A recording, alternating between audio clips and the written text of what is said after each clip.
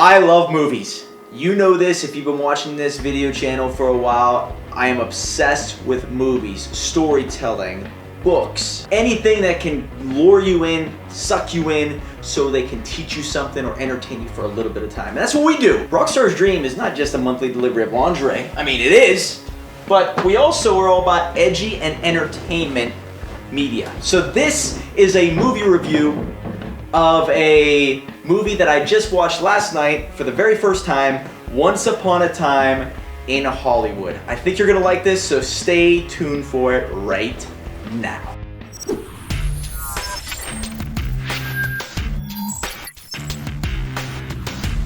Okay guys, if you haven't seen this movie, I do highly recommend you watch this. So I'm gonna tell you about the whole movie. This is a spoiler for you. If you haven't seen it, I'm going to tell you some really funny things about it. If you're not interested in seeing it, maybe you want to watch the whole thing. If you watch it and then want to watch my review and see if we're in alignment, I think it's a smart move on your behalf. But Once Upon a Time in Hollywood caught me off guard. Okay, let me just break this down for you. I'm not a big fan of Quentin Tarantino, the person. Okay?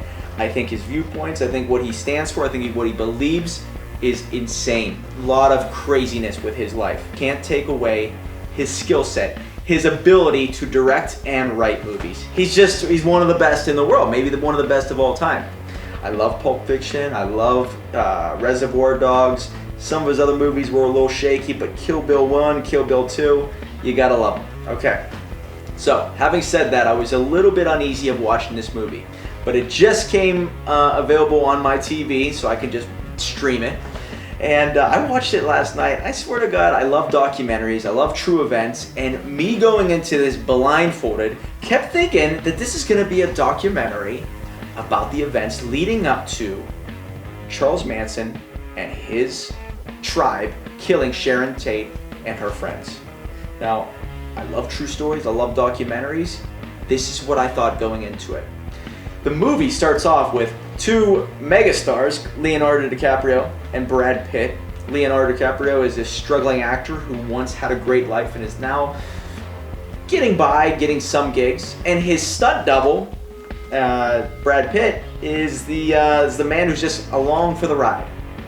And they're in Hollywood, and it turns out Leonardo DiCaprio, who plays a man named, I believe it's Richard, I think his name is, yeah, Richard, I believe his name is, but Cliff Booth is the stunt double.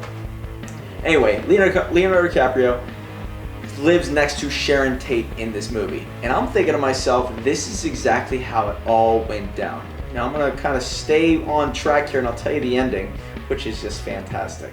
But Leonardo DiCaprio, kind of doing all kinds of wild things. You fall in love with the character, you find out his backstory, you find out how he got from A to B and where he's at now, and you learn why he thinks certain ways. Then you also find out, and this is almost like just a mix mash of things, but why his stunt double is also living the life that he lives. Why he got there, backstory with his ex-wife, backstory with his kids, the backstory with why he's a stunt double, his backstory with fighting Bruce Lee at a moment, fighting people in his life and becoming this badass stuntman who was a known badass, okay? So these are the two characters. He's sort of like the handyman for Leonardo DiCaprio. Anyway, you're also, throughout this movie, learning a little bit about Sharon Tate, what she is doing on the night before she's killed. You're finding out about her backstory, of where she went, what she did maybe even 6 months prior, learning about her life, her friends, and what people are seeing just by being their neighbor. You don't know much about them, but you're seeing them from almost through the glass. And you're kind of getting to know them in about 2 hours and 40 minutes, a 2 hour, 40-minute movie. Anyway, whole movie's pretty entertaining. It's very slow at points, but they're telling a story, and it's character development. And throughout all of our books that we've worked on and documentaries we put together, we understand a little bit of the psychology about building characters, building storylines. And all of a sudden they start to intermatch, or intertwine, and get involved with one another. Not knowing that they are, but they are. When it comes time for the actual night of the murder of Sharon Tate and her friends. Now, if you guys know anything about Sharon Tate, she was an actress back in the day, in the 60s. And she married Roman Polanski, and he was a director. Okay, a major director back in the 60s. So anyway, Sharon Tate and her friends get together. And all of a sudden, now, the night of the murder, something happens. It's almost as if the movie twists in a way that I've never seen any other documentary or fact-based movie go. The movie twists in a way that all of a sudden it becomes how it should have went down instead of how it actually did go down.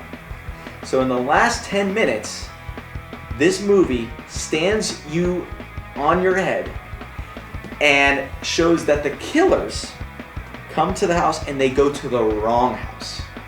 They go to not Sharon Tate's house, they go to Leonardo DiCaprio's and Cliff Booth with his Brad Pitt, their house where they're partying one last night. They're there for one last night because they're basically at a crossroads and they're saying goodbye to each other. So just hanging out one last night. And the killers go to that house instead of Sharon Tate's house. And this is where it becomes just all out insanity, comedy, action, entertainment. Where all of a sudden now, it goes down the way it should have went down. The killing goes down from the perspective of these characters killing the bad guys now. Now, I don't know if you understand how insane that is when you're watching it, you think it's a documentary.